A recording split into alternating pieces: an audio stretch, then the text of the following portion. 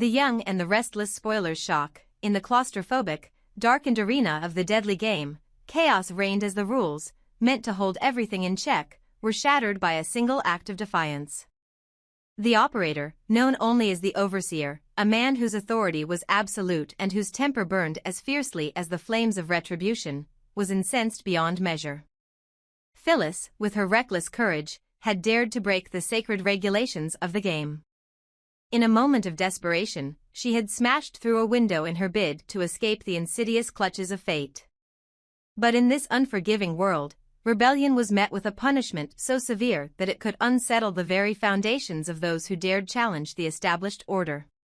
Deep within the labyrinthine corridors of the facility, the overseer's mind churned with vengeful thoughts.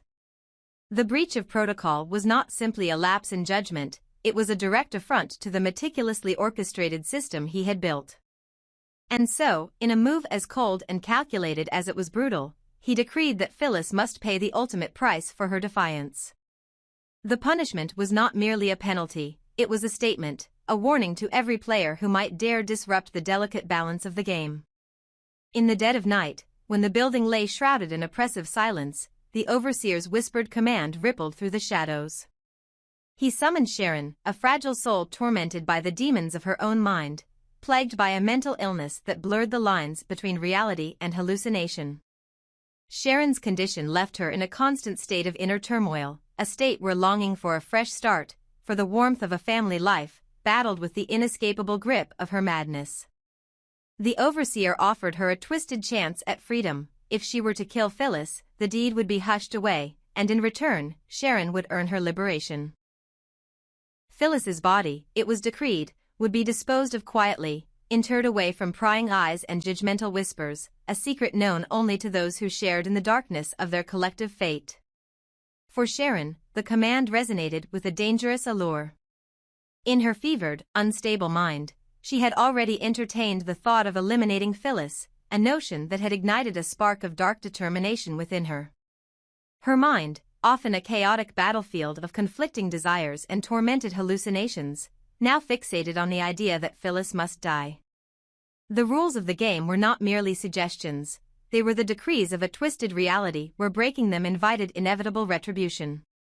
And in her eyes, Phyllis's transgression warranted nothing less than death. As the night deepened, a palpable tension filled the space, a tension that was both suffocating and exhilarating in its intensity. Phyllis, oblivious to the brewing storm, lay in a restless slumber, her body unaware that the ticking clock of fate was about to bring her to an abrupt, tragic end. Meanwhile, Sharon's inner turmoil reached a fever pitch. Her thoughts, unfiltered and raw, surged with the certainty that she was meant to act. The overseer's secret promise of freedom was a balm to her fractured psyche, a promise that, if fulfilled, would allow her to break free from the shackles of her despair and reclaim a semblance of a normal life with her family.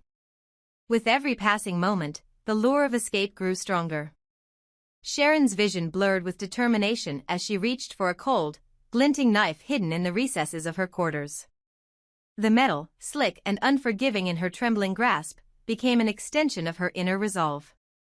Each step she took toward Phyllis's room was laden with the weight of 1,000 conflicted emotions, rage, fear, sorrow, and a twisted form of hope.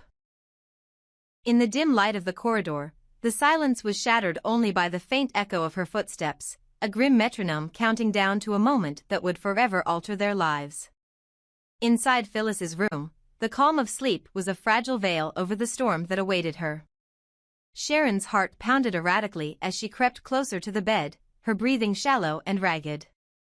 In a final, heart-wrenching act of defiance, she lowered herself to Phyllis's side. Without the benefit of hesitation, she grasped Phyllis's wrist, her grip cold and unyielding. With the knife poised in her other hand, Sharon's mind became a battleground of conflicting voices. One voice, emboldened by the overseer's command and her own fractured logic, insisted that this was the only way to restore order, a way to make Phyllis pay for shattering the rules. Another voice, buried deep within, whispered of mercy, of the haunting realization that the cost of such an act might be far greater than she could bear.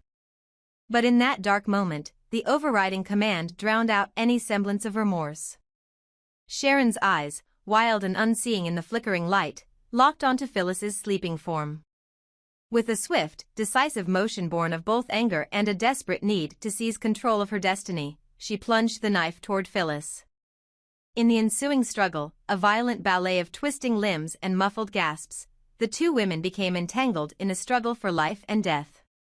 Sharon's voice, low and choked with fury, broke the silence. "Phyllis, you must die," she hissed, her tone a stark mixture of disdain and sorrow. "You broke the rules, and now you have to pay the price. If you do not fear death, then you should embrace it." The struggle on the cold, hard floor was fierce and chaotic. Phyllis, caught in a haze between sleep and a nightmarish reality, fought back against the inevitable. The sound of their tussled thuds, muffled cries, the scrape of skin against concrete, echoed in the empty room like the dirge of a doomed fate. The very air seemed to vibrate with the intensity of their conflict, as if the universe itself was bearing witness to this moment of irrevocable change. For Sharon, every twist and turn of the struggle was imbued with a grim determination.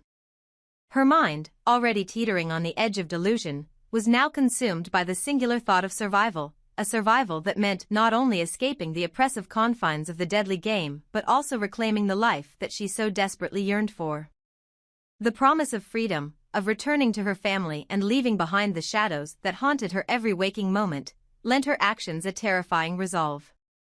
Even as her trembling hands executed a dance of violence, Sharon's inner self was torn apart by the realization that she was no longer simply a pawn in a cruel game. She was a woman at the precipice of transformation, willing to embrace the darkness if it meant emerging on the other side.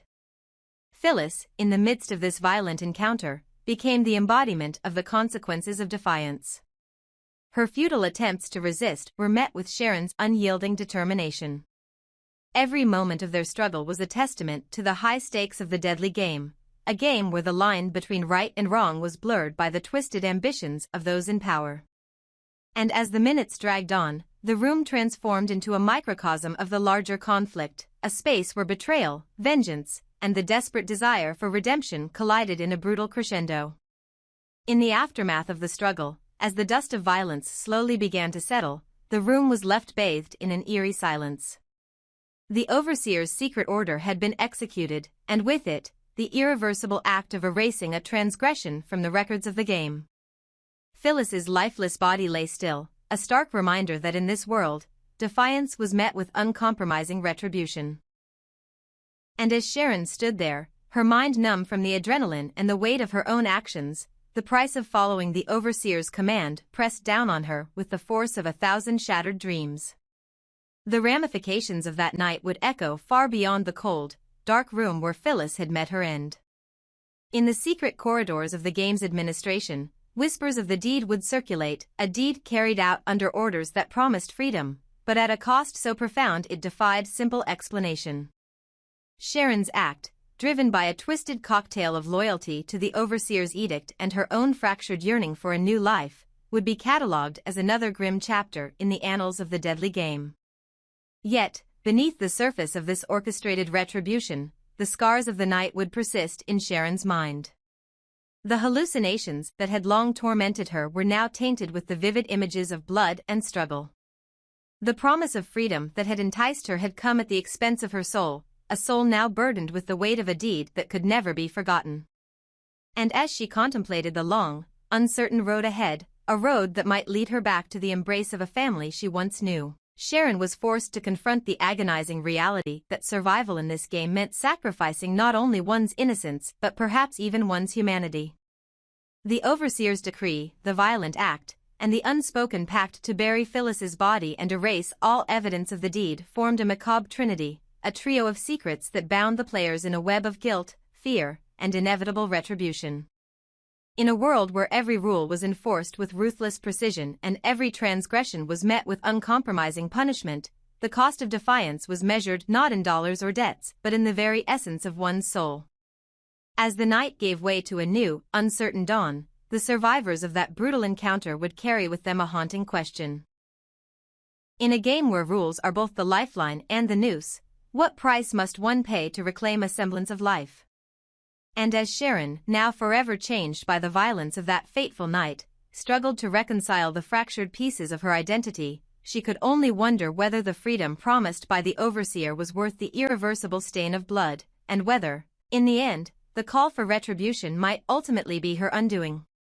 This narrative captures the raw intensity of the deadly game, the emotional and psychological torment of the players, and the irreversible consequences of a single, fatal act. Every heartbeat, every whispered command, and every desperate struggle is woven together to create a tale of betrayal, punishment, and the relentless pursuit of freedom, a story where the rules are absolute, and the price for breaking them is paid in full. In the dim light of a desolate corridor, the overseer sat back in his high-backed chair with a cold, satisfied smile playing upon his lips. He knew, without a doubt, that no one could ever truly conquer the twin beasts of greed and the terror of death. His eyes sparkled with cruel amusement as he watched events unfold, each decision, every desperate act of self-preservation, only reaffirming his belief that under the weight of mortality, humanity's noblest ideals were destined to crumble. Just a few days earlier, a fragile moment of reconciliation had briefly united Sharon and Phyllis. In the quiet aftermath of their shared suffering, they had embraced, whispering words of forgiveness as if to stitch together the ragged remnants of a broken bond. For a fleeting moment, it seemed as though the possibility of redemption might overcome the chaos of their situation. Yet, when the unyielding pressure of a life-or-death decision descended upon them, that tender promise of unity was shattered. Faced with the brutal reality of having to choose who would live and who would die, both women instinctively clung to their own survival, forsaking the solace of mutual forgiveness for the cold comfort of self-preservation. The fallout from that choice erupted with the ferocity of a storm. Phyllis, her eyes blazing with betrayal and indignation, turned her fury on Sharon. "Why did you do that?" she bellowed, her voice echoing against the concrete walls. "I will never, ever fall into that kidnapper's trap again." Her words, harsh and laced with venom, were a scornful retort to the memory of their earlier reconciliation, a reminder that in the ruthless calculus of survival, sentimental promises hold little weight. In a swift, uncontrolled burst of anger, Phyllis's hand shot out and struck Sharon across the face. The slap resounded in the suffocating silence like a gavel, sealing the harsh reality that there was no room for misplaced forgiveness in this twisted game. In the same breath, Phyllis snatched a gleaming knife from its resting place, a symbol of the finality that now hung over them. With an edge of desperation in her voice, she commanded, "Wake up, Sharon." It was both a demand and a plea, a stark warning that their fragile peace was not an option, and that any lapse in vigilance could mean a descent into further chaos. Amidst the turbulent confrontation, an undercurrent of hope began to stir. Far away from the immediate horrors of that room, Nick and a determined band of rescuers were mobilizing. They had followed the trail of clues, a painstaking mosaic of evidence that pointed to the very heart of this deadly labyrinth. Their mission was clear: to break through the walls of terror and deliver a glimmer of salvation to those caught in the grip of the overseer's malevolent design. They promised that, within a matter of days, help would arrive and the oppressive nightmare might finally be brought to an end. In the aftermath of the violent outburst, Sharon stood frozen, her face a mask of shame and regret. Overcome by the weight of her own actions, she wrapped her arms tightly around her face, her body trembling as sorrowful tears streamed down her cheeks. In that painful moment, the stark reality of their situation pressed down upon her. The very act of choosing self-preservation had severed the fragile bond they once shared. The memory of their recent embrace, a beacon of hope and unity, now served only as a bitter reminder of what had been lost. Sharon's anguish was palpable, her cries a raw expression of the guilt that gnawed at her soul. Meanwhile, the overseer's satisfaction deepened. His laughter, low and disconcerting, mingled with the ambient sounds of the crumbling establishment. Each act of betrayal, each decision fueled by the base instinct to survive, was a victory for him.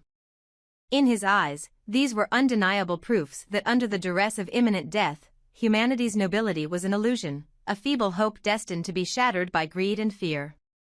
He reveled in the knowledge that his orchestrated nightmare was exactly as he had envisioned, a world where trust was a liability, and every soul was condemned to act only in its own self-interest. The echoes of Phyllis's anger and Sharon's remorse seemed to linger long after the confrontation had subsided. The room itself bore the marks of their struggle, the discarded words, the raw wounds of betrayal, and the tangible heaviness of shattered dreams. Every scar on their hearts was a testament to the overwhelming cost of survival in a game where no one was truly free, and every act of defiance was met with a crushing price. Yet even amid the despair, a fragile promise of rescue shimmered on the horizon.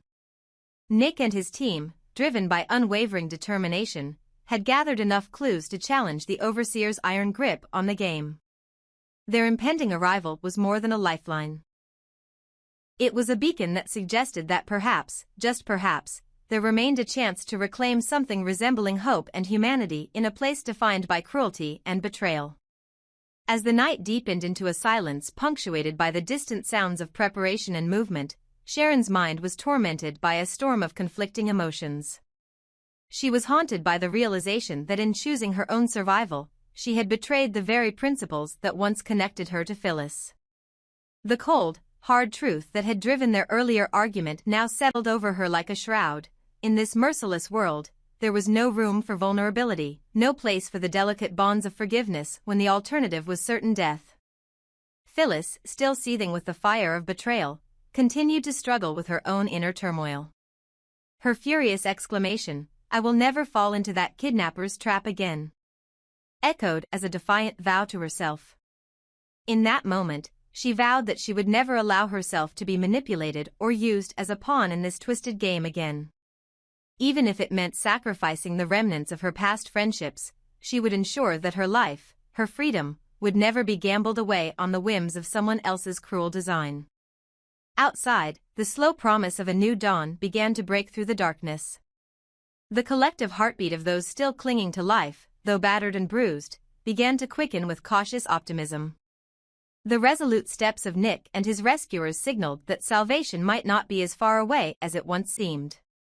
Their mission to dismantle the Overseer's tyranny was driven by the belief that even in the face of humanity's basest instincts, a flicker of unity and hope could be nurtured into something greater.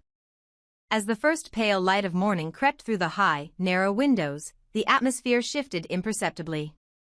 The grim remnants of the night's violent encounters, the blood, the bitter words, the tears, were gradually being washed away by the promise of a new day. In that delicate transition, Sharon's profound remorse began to intertwine with a tentative resolve. Though her heart was heavy with regret, she recognized that the road to redemption, however treacherous, had to be taken if she was ever to regain the trust and compassion she had once known. Standing amid the debris of shattered trust, Sharon's solitary figure was both a symbol of human frailty and the indomitable will to seek atonement. Each tear that traced her reddened cheek was a silent apology to the friend she had lost in the labyrinth of self-preservation. Meanwhile, Phyllis, with her resolve hardened by betrayal and the bitter taste of survival, prepared herself for whatever the future might hold. Though her anger still burned hot, it was tempered by the realization that the Overseer's orchestrated game was nearing its inevitable end. The rescuers, led by Nick's unwavering determination, were soon to breach the walls of their confinement, offering a lifeline to those trapped in the darkness. In that fraught moment, as the echoes of past decisions reverberated through the air and the promise of salvation loomed on the horizon, the complex tapestry of human emotion and survival was laid bare. The Overseer's laughter still haunted the corridors, a chilling reminder that in his world, greed and the fear of death reigned supreme. Yet, even as the oppressive weight of his worldview threatened to crush the remnants of hope, the human spirit, fragile yet fiercely determined, prepared to rise once more. In the end, as the shadows of the past melded with the uncertain light of a new day, the survivors faced the undeniable truth: forgiveness and unity, once so dearly promised, were luxuries that had been sacrificed at the altar of survival. Sharon's tears, Phyllis's rage, and the silent determination of the rescuers all bore witness to a world where every choice was a gamble, every betrayal a wound, and every act of redemption a painstaking journey toward reclaiming one's humanity. Thus, as Nick and his team inched ever closer with the clues in hand, the fate of those ensnared in the Overseer's cruel game hung in a precarious balance. And though the road ahead was fraught with peril and uncertainty, one thing was clear: the struggle to reclaim life, to mend the fractured bonds of trust, and to rise above the primal instincts of greed and fear would be a battle fought with every heartbeat until the very